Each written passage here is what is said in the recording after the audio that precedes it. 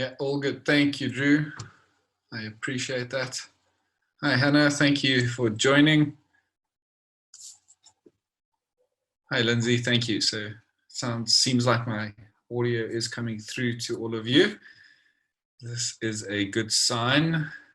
I have been struggling with connectivity throughout today. It's been a little bit sketchy, but let's hope it remains good and running smoothly during this webinar.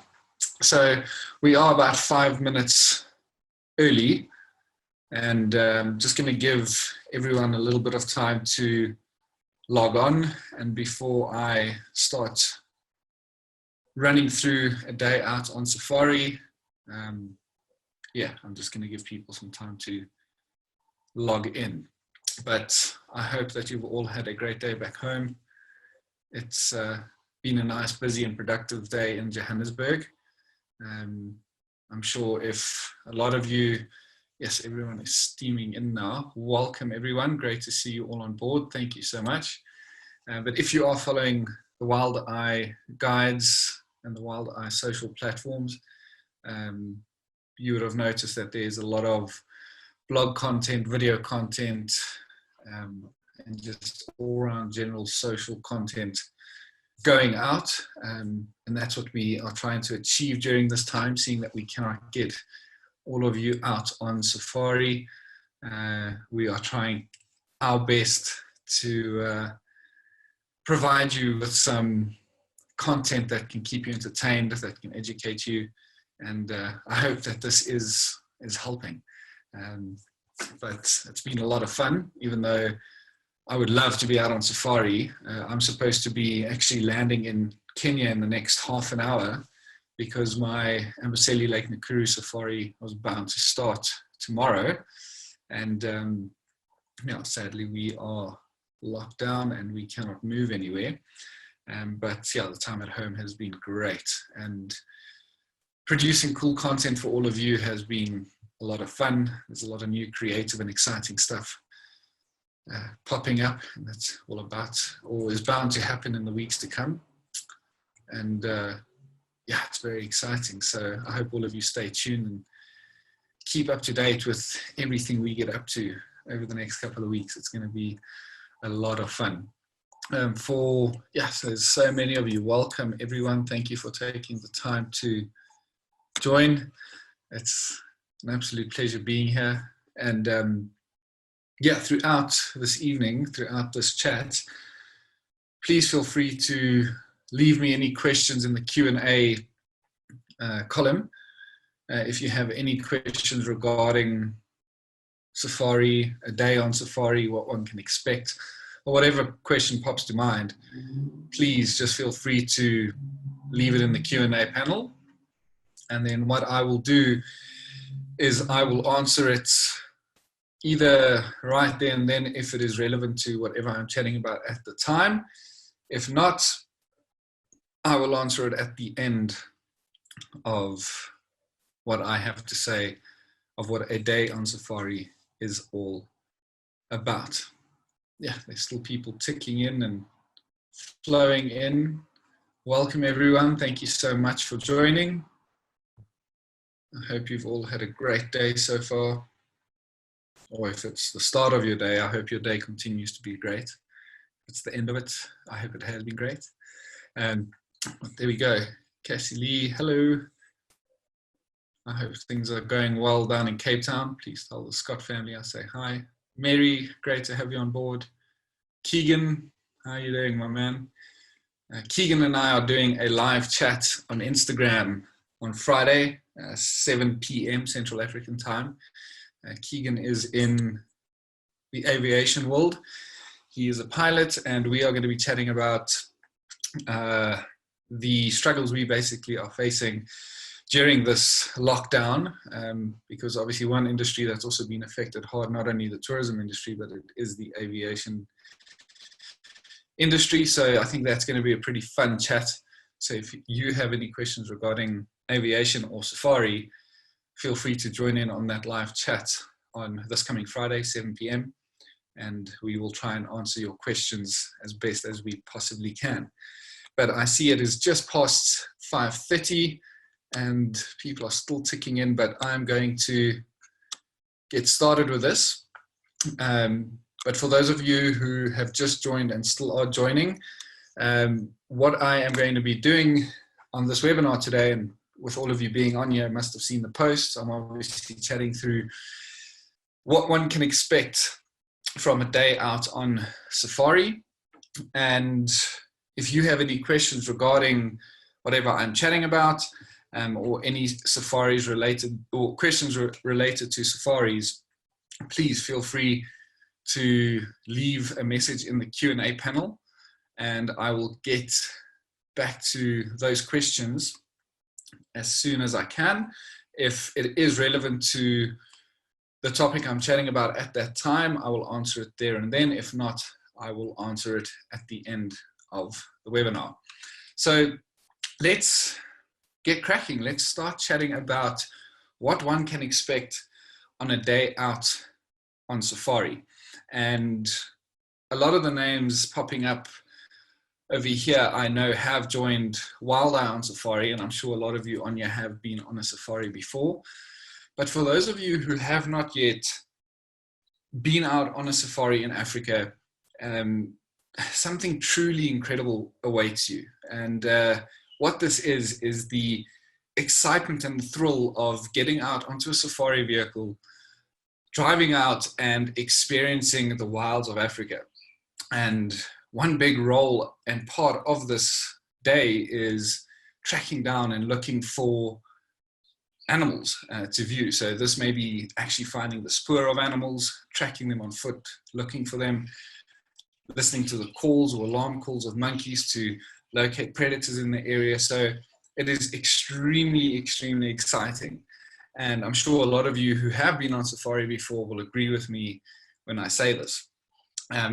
But your day on safari, the experience thereof, will vary quite a lot depending on the destination you travel firstly, your budget, and then also the type of accommodation you stay in, because certain companies have fixed structures, they're permanent lodges, so it is concrete walls built up, and obviously the sounds of what is happening out there is dampened quite a lot, whereas some companies will have a tented camp, and nowadays you don't really just find the rustic tented camp anymore, it's more of the glamping scene, so it's a glamorous kind of camping, and sleeping and lying in a canvas tent where a millimeter of canvas separates you from the wild animals out there is one of the most thrilling experiences you will ever get to experience, because you will hear every single call of the either dusk, dawn, or night life, which is really very exciting. But let's move on to the start of things. And this is that very early morning wake-up call. So for most days out in the field, the earlier you can start, the better. And usually what happens is you'll be lying, enjoying a nice peaceful sleep, and suddenly you will hear a very soft voice creep through or it sounds like it's creeping through the darkness because you're in the middle of Africa, and it'll be one of the camp staff members waking you up, either with a knock on the door saying, "Good morning, this is your wake-up call." And this varies from camp to camp and season to season as to what time this may be. But the earliest I've ever experienced wake-up calls is at about 4:30 in the morning, which is very, very early. But this is in the summer months, so the sun rises a lot earlier. And so you get this wake-up call either via a knock or a call through the tent, call through the room door, or if you are in a more up-class lodge, you will get a phone call from reception telling you that this is your wake-up call and it's time to wake up. And what a lot of the lodges are doing nowadays is that they are offering you a cup of tea or a cup of coffee to be brought to your room at this very early hour. And for a lot of people, this does seem quite criminal. So early, why do you have to wake up so early? there is a reason for this, and I will get to that. But there's something truly exciting about waking up, feeling that cold, fresh air in Africa, out on safari every single morning.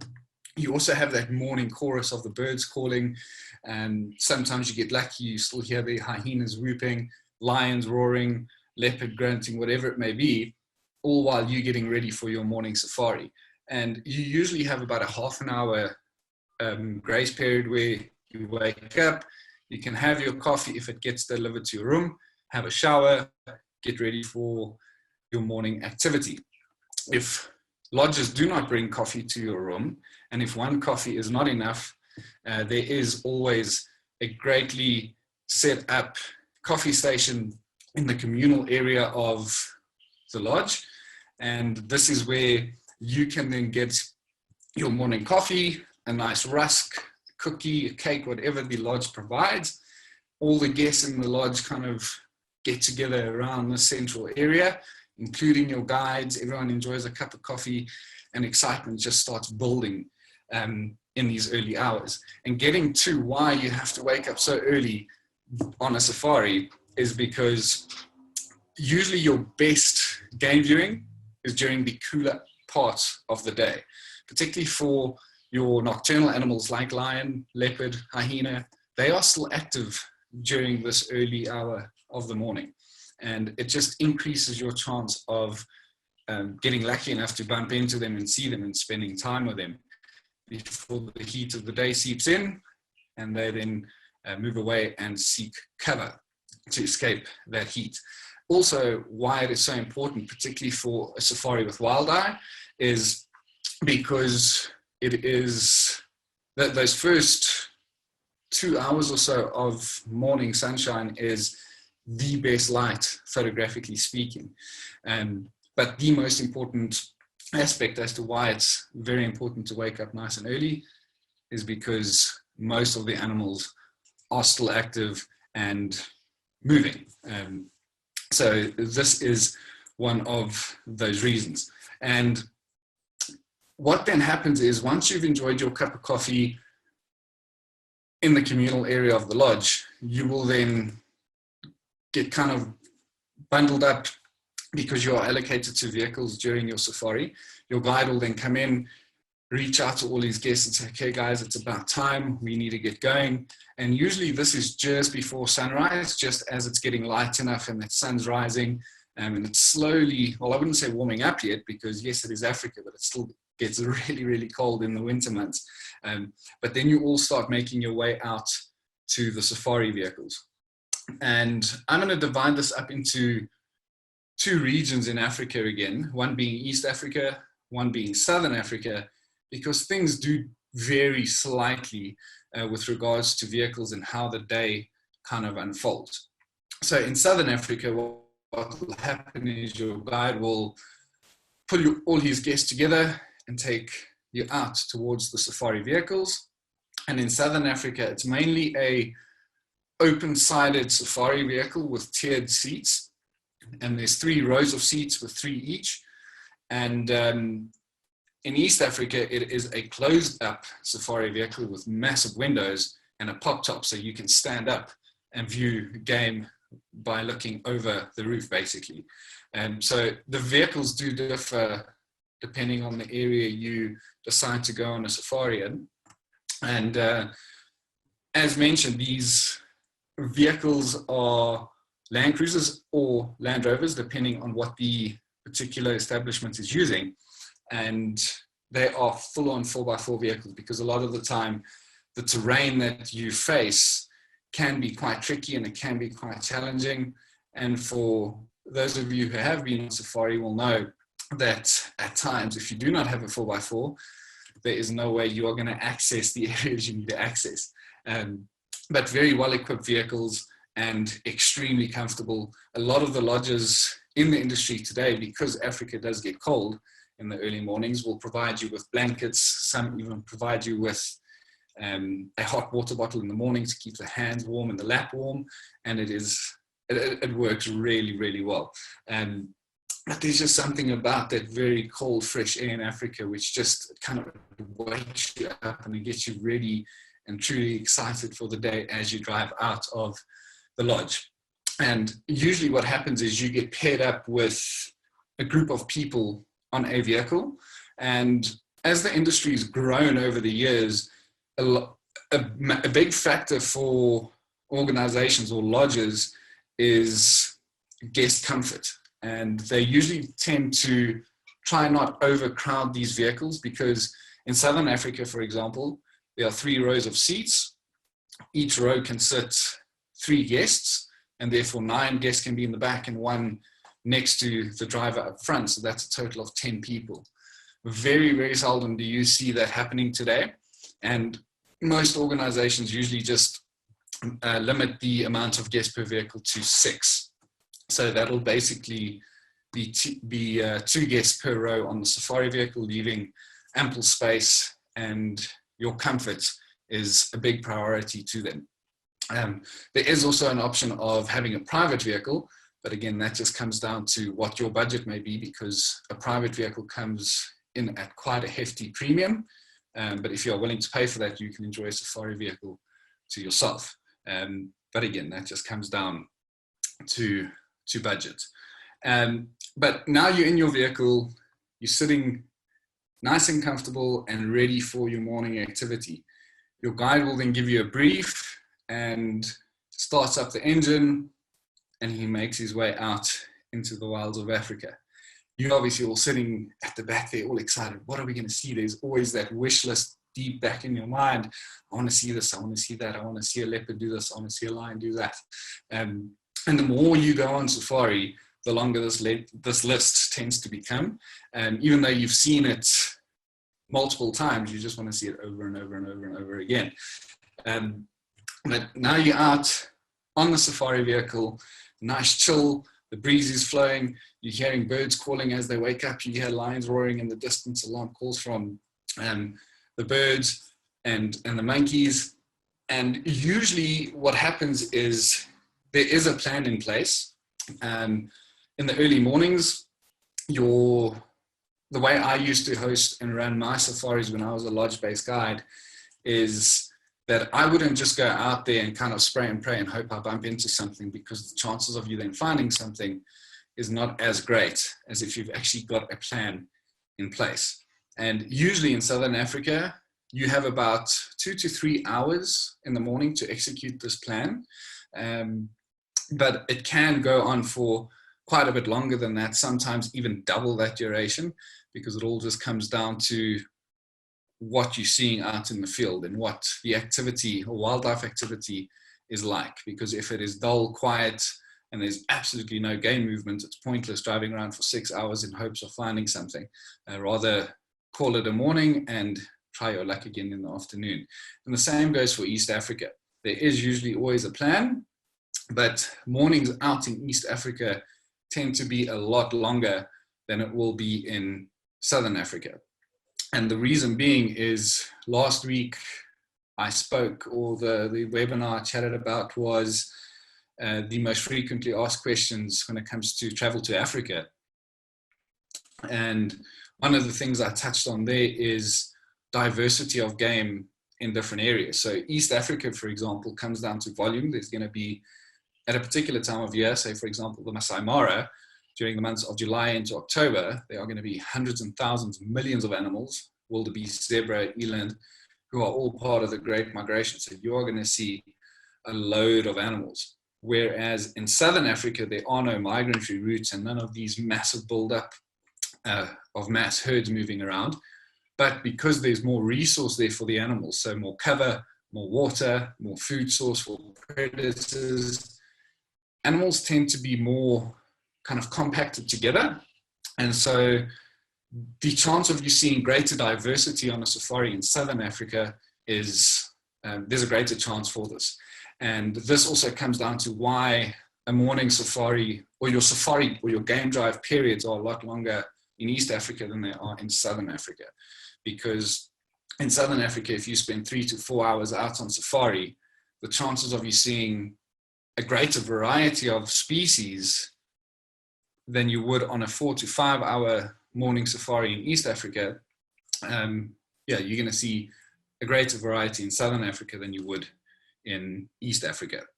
And so that's why the mornings tend to be a little bit longer in areas like Tanzania or the Masai Mara, is because you have to drive much further and longer distances to look for, or to actually find something worthwhile viewing and sitting with. And for some reason in East Africa, something's always happening somewhere, regardless as to the time of the day. So even though it's in the heat of the morning, lions will still be active. They are very opportunistic. They will stalk a herd of wildebeest, or they will stalk a herd of zebra, whatever it may be. So as I'd mentioned, a day on safari will vary quite a lot depending on the destination you visit. And now you're out in the morning, and as I mentioned, there's a plan. Well, there should be a plan. Your guide shouldn't just bumble out there and hope for the best.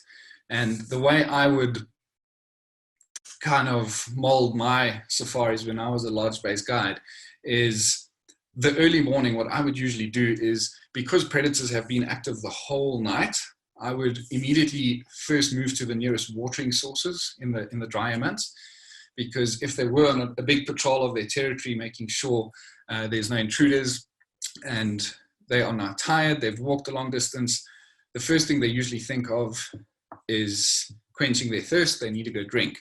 So usually my plan would be head out to a watering point and go and check that area, not only for the species itself, but for the tracks in the road. And Tess, I see your question here, and I will get to that answer right at the end. That's a great question. She had asked, what is the minimum or maximum duration recommended for an African safari? But I will get to that in a little bit.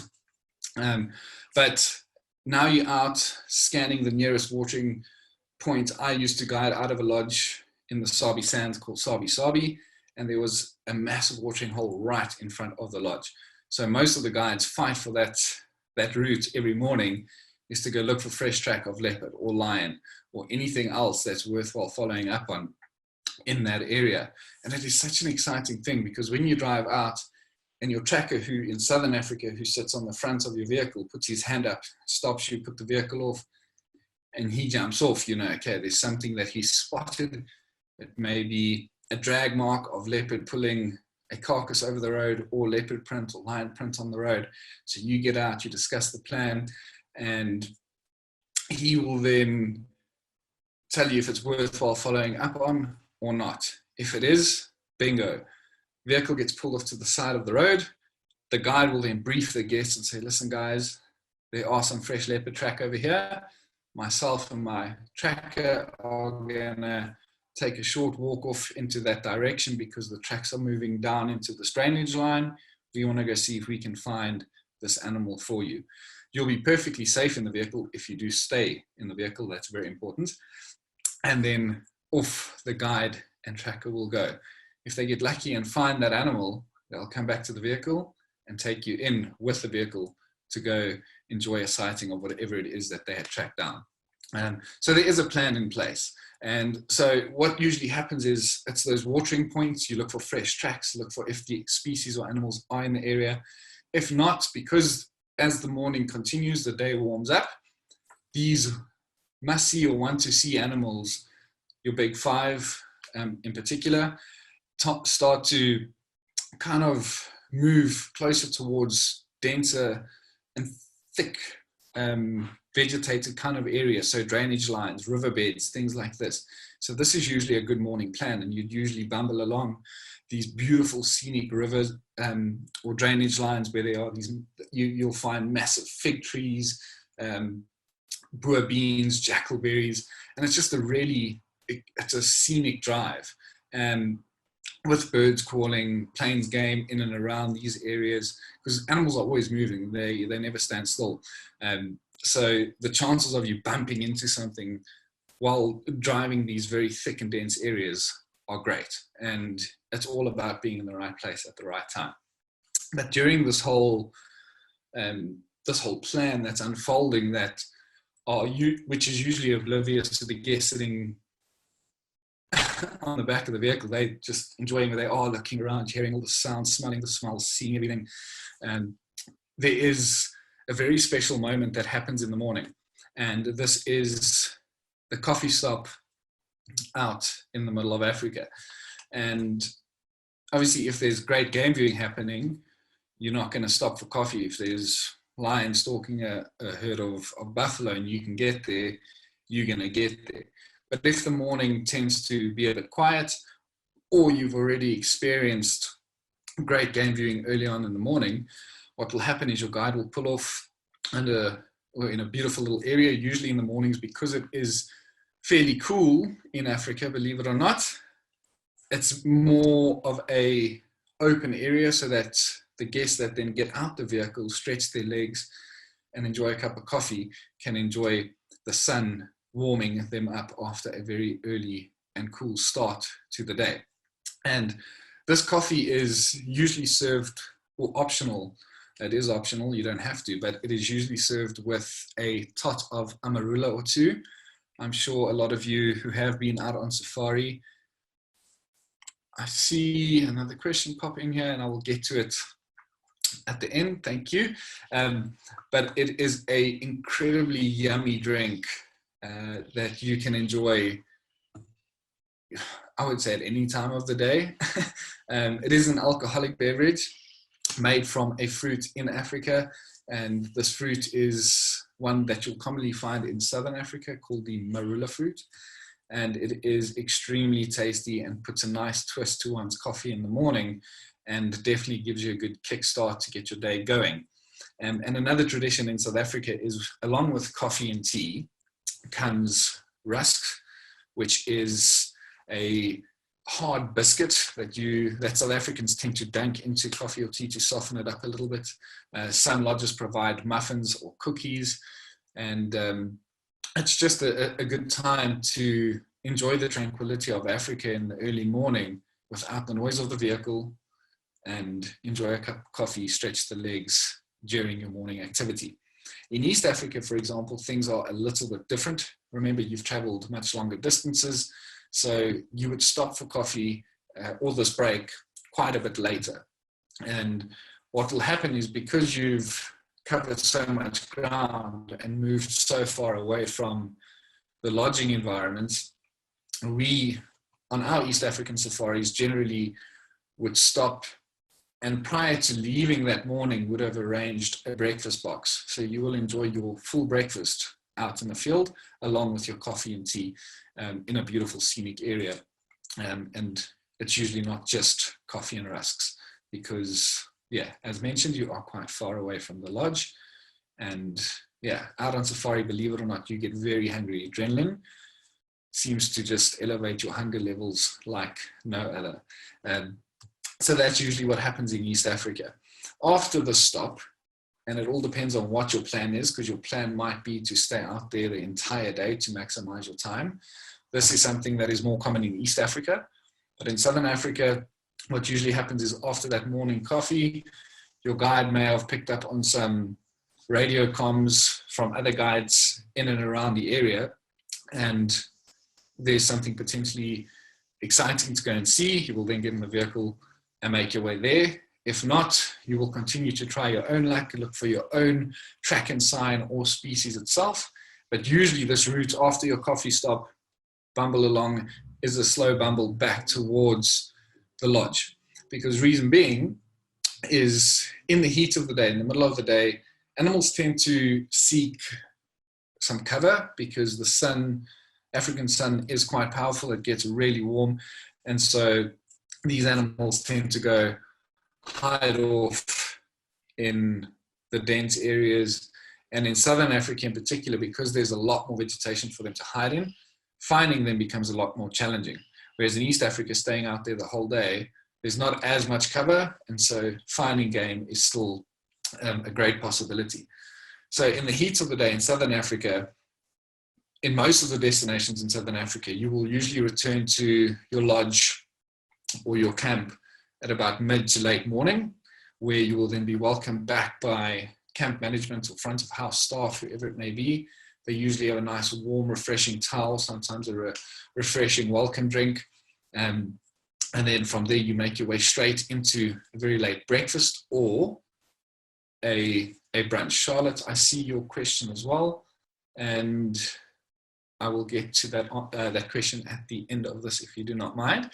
But then you make your way into a lunch or a brunch, and usually what follows that, because in South Africa there's an Afrikaans term that a lot of us use, which is maag is vol, oog is toe, which means your stomachs are nice and full and now your eyes want to shut. So usually after this morning late breakfast or brunch, there is some free time for you to enjoy either a siesta, a break around the pool, read a book. If you're lucky and you're at a lodge where they offer a gym facility, you can then make use of a gym if you are into the fitness scene. And excuse me. And there are also some organizations that sponsor local communities.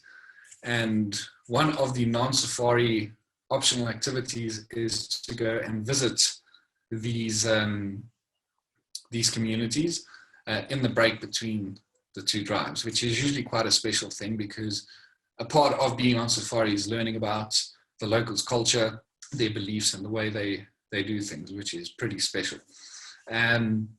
But then, as mentioned, in East Africa, there are always great chances of spending the whole day out in the field.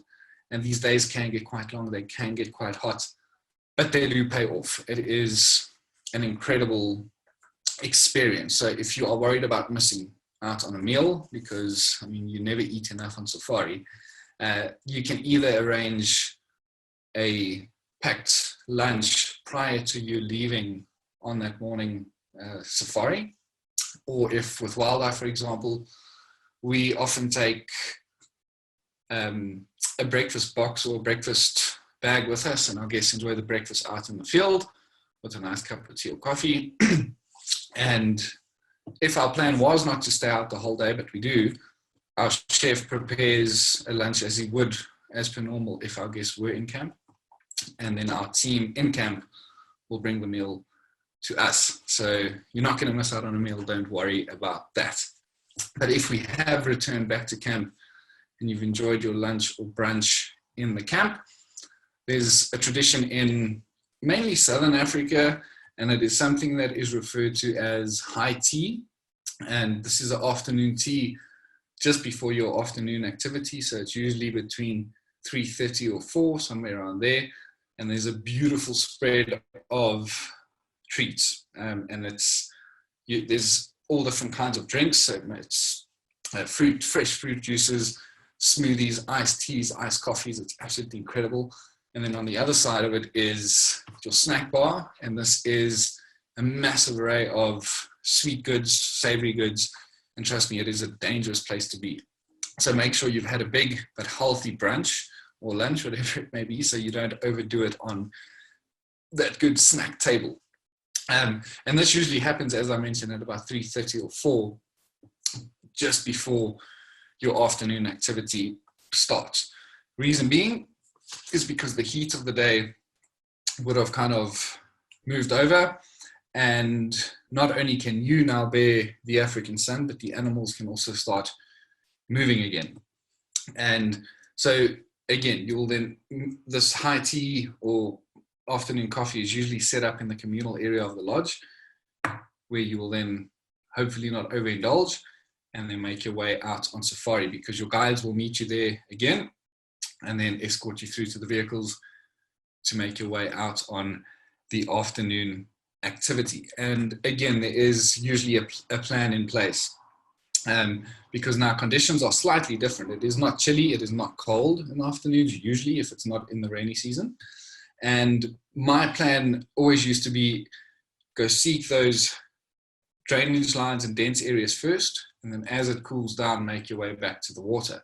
Because after a very hot day, animals tend to make their way straight to watering points, because the heat of the day is really taking it out of them. They will obviously return for a drink before they go about their afternoon or their nighttime activity. So it's basically the reverse of what the morning safari will be about. And in and amongst all this tracking and looking for things, your guide should at least not only chase down the big game, but he should spend a lot of time chatting about the smaller things as well. Termite mounds, trees, geology in the area. Weather patterns can also be interesting, believe it or not. And so there is usually a plan in place for the afternoon. But once you bumbled around, enjoyed a bit of game viewing, there's also a great tradition in mainly Southern Africa that we all call a sundowners or sundowner stop. And this is basically where your guide will find a very scenic area. So may it be a big watering hole that you can look over while standing on the dam wall, or stopping in the middle of this beautiful open plain to watch the sunset while sipping a drink of choice, enjoying some snacks, may it be some nuts, crisps, some pastries that the lodge has made, or the chefs at the lodge have made, biltong, drovos, all that good stuff. So it really is an incredible experience as you hear those birds, that chorus starting up again, because in the late afternoon, these birds tend to kind of have their final say before they call it a night. So all these territorial birds are just chittering and chatting and going absolutely mad. And if you're lucky, you also, while standing out there enjoying this drink, while watching the sunset, hear the whooping of a hyena in the distance, or lions roaring behind you if they're early birds, leopards calling, whatever it may be. It is an absolutely phenomenal experience. And the reason why this is more of a common thing in Southern Africa is because there are many more private reserves in the southern region of the continent. And along with this comes along with being in a private reserve comes with a few benefits, because if you are in a national park, so the Masai Mara, for example, or the Serengeti, Mana Pools, or even Kruger National Park in South Africa, one of their main rules is that you are not allowed to be out in the reserve after dark unless you are with a ranger that has the permits to do so. But unfortunately, you'll have to be back in the camp before the sun sets, or usually just as the sun sets. Whereas if you're in a private concession like the Sabi Sands, for example, or the Timbavati in South Africa, some of these privileges or benefits is that you can remain out on safari well after dark. And that's why the sundowner stop is quite a big thing in South Africa, because in East Africa, you just want to maximize your time out in the field to try and find or spend as much time with game as possible, and you'd rather enjoy your drink back at the lodge or the hotel or the camp. But if you are in a private reserve, it is quite fun, because you enjoy your sundowner, have your drink, watch the sunset, and hear lions calling. Thereafter, you then get back in the vehicle, because there are no time restrictions. If you did hear lions roaring to the west or to the east, wherever it may be, you can then jump in your vehicle and make your way into that direction. There may potentially be guides working in that area looking for these animals already. And the great thing about, again, being in a private reserve is a lot of the guides, or all the companies within the industry, will have radio comms with each other. And for example, at Sabi Sabi, they had 4 lodges and multiple guides working at each. And we all work together as a big team, because obviously I had my group of 6 guests, but I know Peter, William, and Charles also had their group of 6 guests. All the guests are there to see lions or leopard or elephant, whatever it may be. So if I was onto fresh track of lion or leopard, I will definitely call Charlie or Francois, whoever it may be, to come and help me follow up on these animals, because I know not only my guests want to see it, but theirs do as well. So off you go into the night. And the great thing about safari after dark is that you can get to spend quality time with your nocturnal species, being lion, leopard, hyena, jackal, and some of the more secretive animals like civets, genets, aardvark if you're really lucky, pangolin if you're super lucky. So there's a few gems that can creep out late in the evening. And it just, for some reason, that spotlight lit safari at night, looking for animals with a spotlight, just takes the whole experience to a whole new level. It is an incredible experience. And just the fact that when you do find something with a spotlight after dark, once the sun has set, is just such a wow factor. You often leave or guests often are in absolute awe as to how these magical guides and trackers can find these animals out in the middle of the field. And it just comes down to a trained eye and kind of knowing what to look for. For example, if Mary, I see your question, thank you. Vehicles for sighting, and I will get to that at the end. Thank you for that.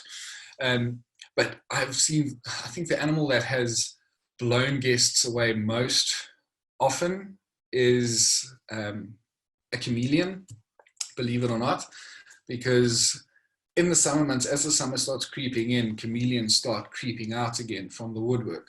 And some of them are quite big. The flat-necked chameleons maybe get at largest without its tail about that long. But in the early seasons, they're tiny little things early on in the season. And the tracker's shining his spotlight left and right, looking for animals. And because you usually look for the reflection of the animal eyes. And suddenly he swings past a tree, which is about 50 meters off, and takes the spotlight back and tells the guy to stop. Stops, and there's literally in this dark green tree a small little white speck, and this is the light reflecting off of this little chameleon. You then either, if you are permitted, which is allowed in a lot of the private reserves to drive off-road, you can drive there. If it's not too far off the road, you can get the guests and not too late or too dark to walk in to go and view this chameleon. And they are in absolute awe as to how did this guy driving at 20 k's an hour, swinging a flashlight from left to right, pick up on this tiny little thing. So the element of excitement just gets taken to a whole new level out on a night safari after dark, which is really fun. But sadly, as mentioned, if you are in a national reserve, you have to be in before the sun sets. Keegan, I see your question, and this is relevant for the time. Keegan says, how's it, Mikey? I'm well, thanks. I hope you're well. So how do the lights affect the animals at night? Do they attract them or chase them away? So this is a great question. When it comes to, and it's a question that a lot of people ask us out on safari, and when it comes to spotlight photography at night, or spotlighting animals at night, there is an ethical and an unethical way in doing that. So I wouldn't say it will attract the animals per se. It might, if anything, chase them away. But you as the guy driving around and your tracker is using the spotlight should understand the animal behavior. If you see this animal is not happy with your presence at night, the ethical thing to do is to leave it be. Get out of its way and let it go off into the night and do what it has to do. But in areas that are well visited, very popular, busy touristy areas like the Sabi Sand, the Timbavati, these animals over the years have become so habituated to not only the presence of the vehicles and the people driving around, but they've become used to the nighttime activity of these vehicles as well, which one big factor of this is making use of a spotlight in order to see these animals. And when I say there's an ethical and unethical way of doing this, is if I walk up to you, Keegan, for example, and I take my torch at night and shine it straight into your eyes, you're not going to be a happy camper. You're not going to enjoy that because the light's going to burn your eyes. It's really going to irritate you and probably leave you blinded for quite a while. Whereas this is the unethical way of doing things. You find a lot of guys out there will drive around, find a leopard or a lion or whatever it may be, and shine this light, bang, straight on into its eyes. And you can see them squinting their eyes, walking through this light, trying to find their way past, and off they go. The right way of doing this is bouncing the light. So this is basically shining the light down onto the ground, and that reflection up onto the animal's body will then be sufficient light for you to sit and enjoy and watch this animal move past your vehicle. So there is an ethical and unethical way. If anything, you asked, does it attract the animals or make them run away? Over the years, I've actually noticed sitting with lion or leopard or whatever it may be in the Sabi Sand, you're sitting with a spotlight, the leopard's just hunted and caught a bushback or whatever it may be. Or even at times they're not doing anything, they're just grooming or sleeping in the middle of the field. Lions sleep for 20 hours a day, so you're sitting with lions sleeping. but your spotlight's on the ground next to them for your guests to see.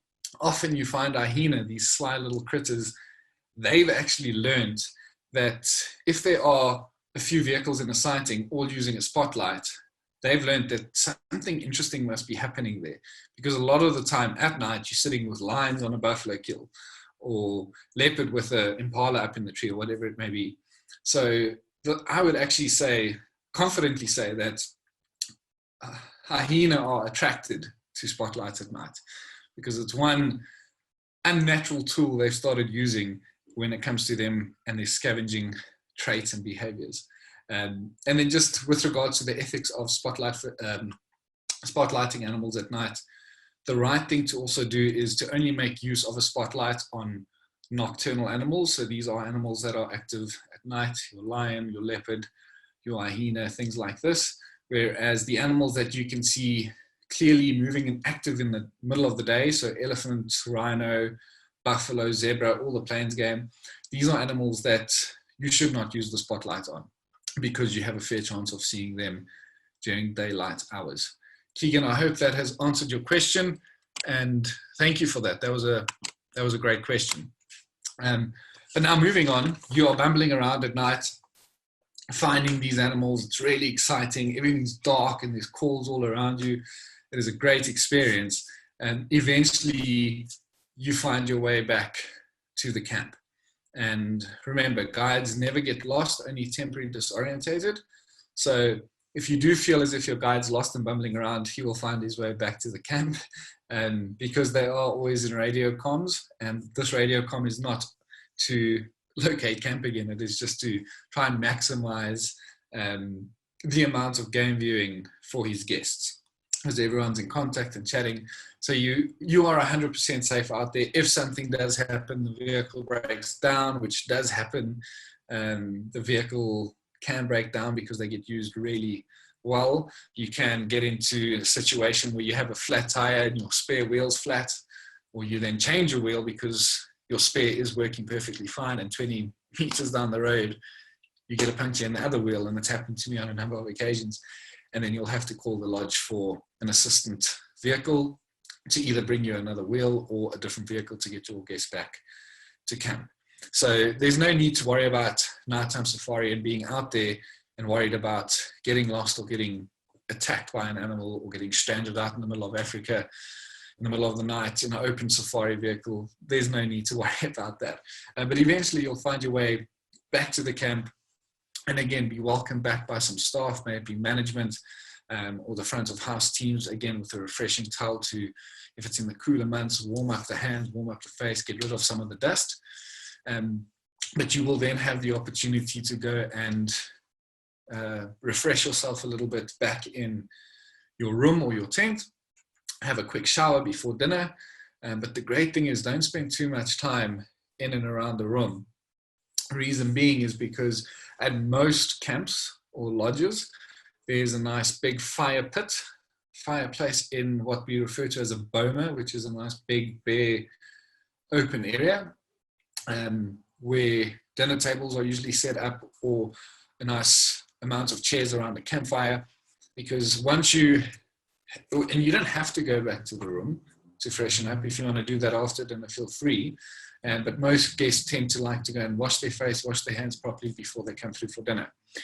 But don't spend too much time in the room. Make your way back to the main area, order your drink of choice, and take a few minutes just to go and unwind and recap on your day around the campfire. And to me, this is one of the most special moments out on safari, is sitting around a campfire.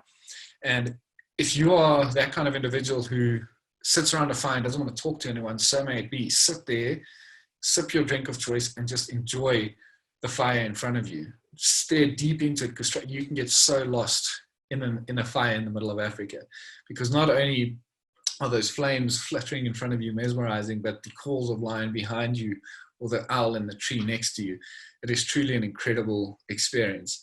But if you are an outgoing individual and you like to chat and communicate, you can also chat to the other guests sitting around the campfire, ask them about their day's experience, what they saw, share some of your experiences and something that you learned on that day. And it's just a a great all-round experience to kind of round and sum up the day out on safari.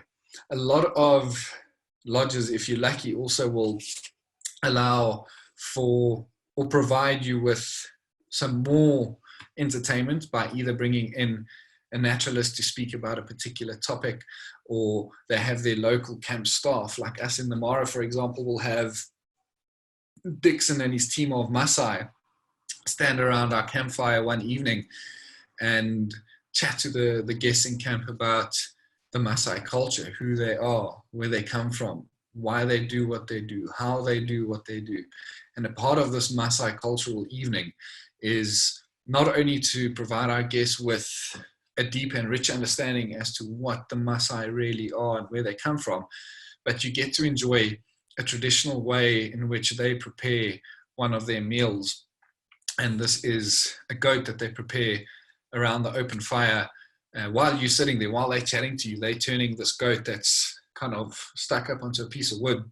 And it's basically like a nice spit. It is absolutely phenomenal. And it is an incredible way to spend an evening around a campfire, getting enriched and learning a lot more about the local culture. And then thereafter, you then make your way to your dinner tables. And trust me, at every single meal out on safari, there is a massive spread of food. So there's no shortage of food out on safari. You will enjoy a great meal. There's going to be a lot of good food, a lot of good laughs, and a lot of glasses of wine being shared around the table. And in most destinations, your guides that are hosting you on the safari will generally sit dinner with you for if you do have more questions regarding what is happening out there, out in the wilds of Africa. He's there to be of assistance to you and answer any of your unanswered questions. And then after your meal, you will then have the opportunity to continue this chat around the campfire. Or if you've had a long day and you're feeling quite tired, you can then retreat and make your way back to your room or your tent and call it a night. Usually in most of the camps nowadays, what will happen is you'll be accompanied by one of the staff members. Reason being is because a lot of the camps are not fenced. And so these wild animals that you got to spend time with out there on that particular day can make their way into the camp. A lot of your plains game animals, so your bushbuck, your kudu, things like that, often tend to retreat into campsites or lodges at night because they feel a bit safer. With the movement of animals, they like to believe that predators won't be too active in there. And some of these animals that retreat into these camps may be buffalo, seeking higher ground and safer ground to come and sleep at night. Could be elephant. In the dry period of the year, elephant don't come in to seek safety. They come in because a lot of the vegetation out in the field is dry and parched, not too full of nutrients. The lodge obviously keeps their terrain looking good with sprayers and water. Their lawn is green. Their trees have great big fruits and lush leaves on it, so they come into the lodge to eat. And obviously what follows plains game are predators, so there is also a good chance of a hyena, lion, or leopard walking into campsite. And so this is why this camp or staff member will accompany you with a nice big bright flashlight, just to ensure that you are safe and make it back to your room in one piece, to then go lay down to enjoy the chorus of the night calls of Africa, which is to me one of the coolest experiences. So a campfire and being in bed at night, particularly in the tented camp, to me sums up what a safari is all about. Lying there just listening to the calls of the nightlife is, if you have not yet experienced it, it's very difficult to explain, because you will lie there and just hear sounds coming from literally everywhere. And while you're lying there just kind of reminiscing about the day and enjoying what you've seen and rethinking and reliving moments, that sudden thought dawns on you and you're reminded as to how blessed you are to be in that area at that very time. It is truly an incredible experience. If I'm on a safari hosting guests, I tend to often tell them, or if we are in an area that provides opportunities like this, so in a tented camp or so, I will then recommend that if you go to bed at 10 o'clock in the evening back home, retreat back to the tent at 9 o'clock here, because you can just get lost in the calls out in Africa at night. It truly is special. And that is basically it for a day out on safari, and briefly what one can expect. And the great thing about going to bed is that as soon as you open your eyes again, it's going to be morning and it all starts over again. Eat, sleep, safari, repeat. That's basically what it is all about. But I do appreciate everyone's questions coming through here. Let me quickly answer a few over here. Tess, you have asked, what is the minimum or maximum duration recommended for an African safari? So this is a great question. And again, it also is going to be very reliant on what one's budget is. But I would say, if budget allows, try and see more than one destination. So that may be the Sabi Sands, and then, for example, a reserve in Zimbabwe or Zambia, or 2 different reserves in South Africa. But I would say, if budget is tight and you cannot go to 2 different reserves, try and at least spend a minimum of, I would say, 4 nights in a particular reserve. So 4 nights in the Sabi Sands, or 4 nights in the Timbavati, or wherever you would wish to be. But obviously, if you're traveling from the other side of the world and it's a long way, you obviously don't want to come across just for 4 nights. So a safari to Africa may be wildlife related, and then say you want to go see the winelands of Cape Town. So I would say nothing less than a week out and about in the field. But yeah, wildlife related stuff, I would say a minimum of 4 nights in a particular destination. I will say 2 weeks is a very long stint.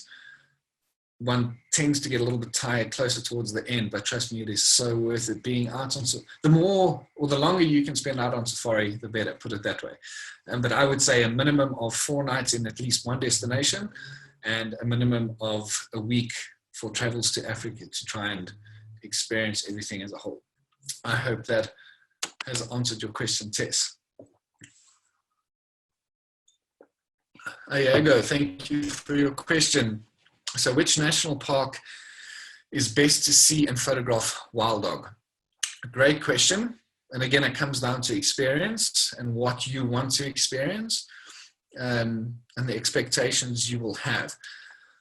But I would say, if I had to, hands down, if I could only go to one reserve to photograph wild dog in Africa, or one national park, I will say Mana Pools in Zimbabwe.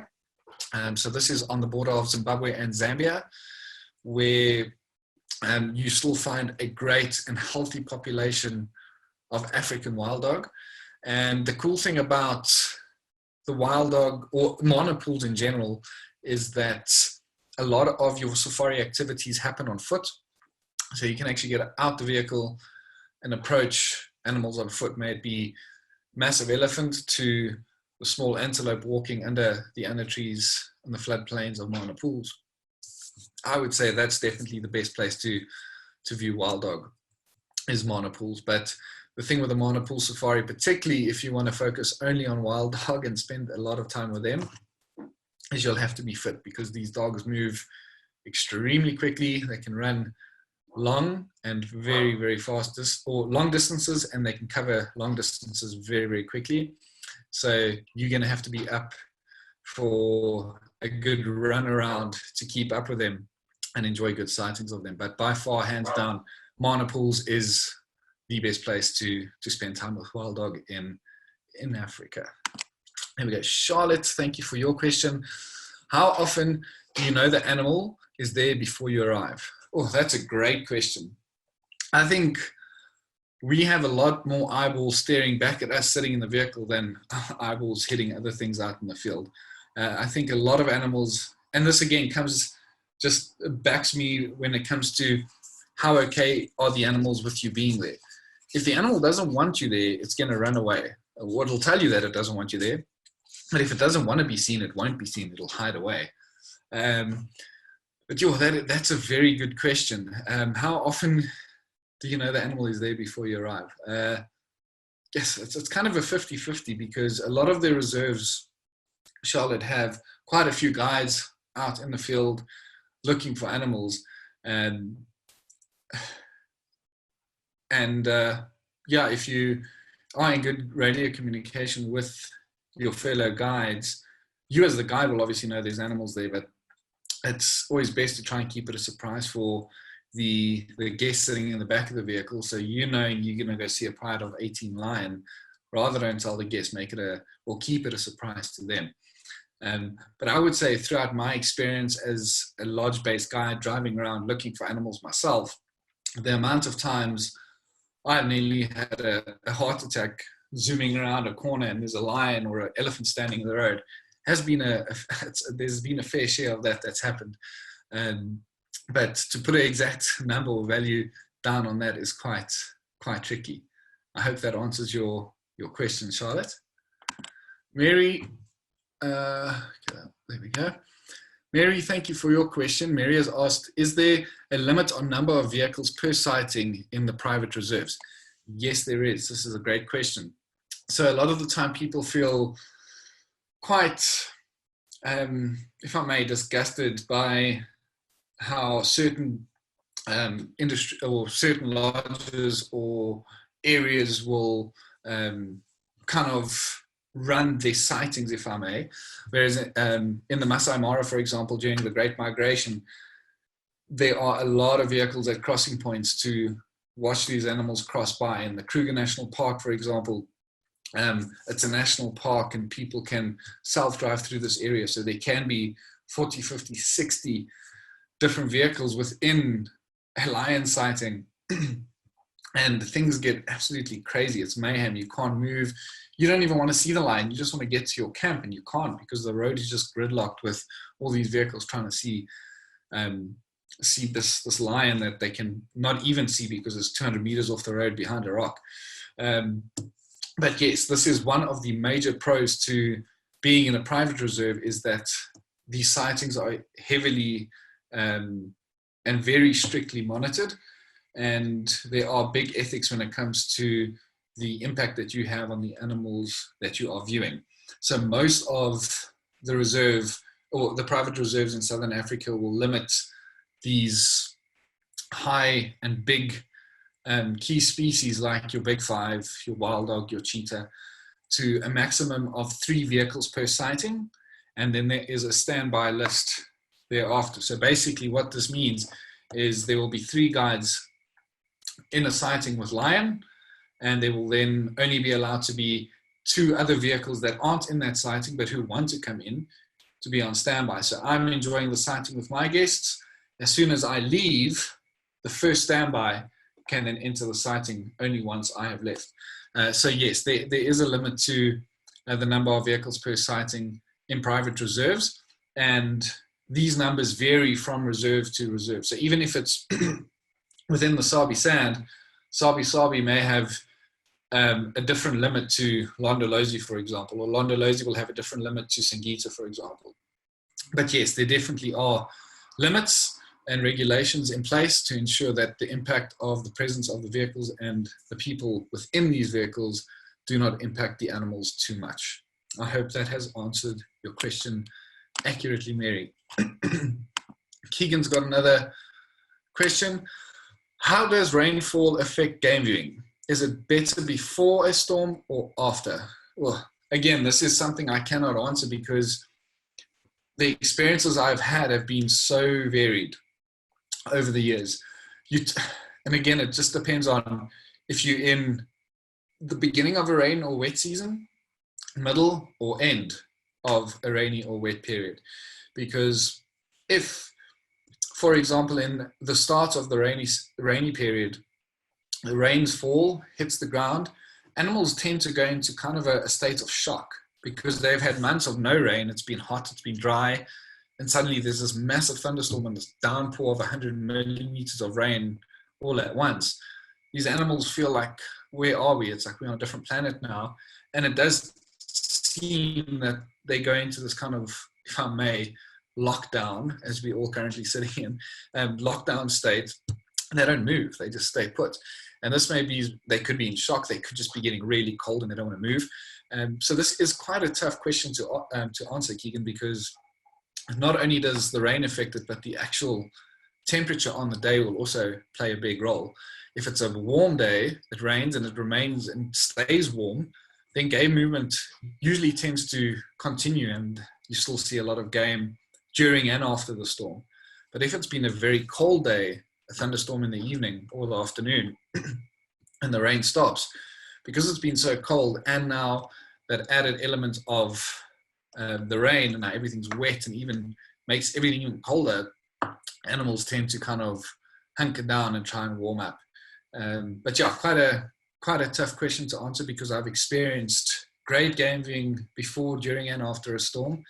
And I've also experienced no game viewing before, during, and after a storm. To me, I'm a big believer of it comes down to the luck of the day.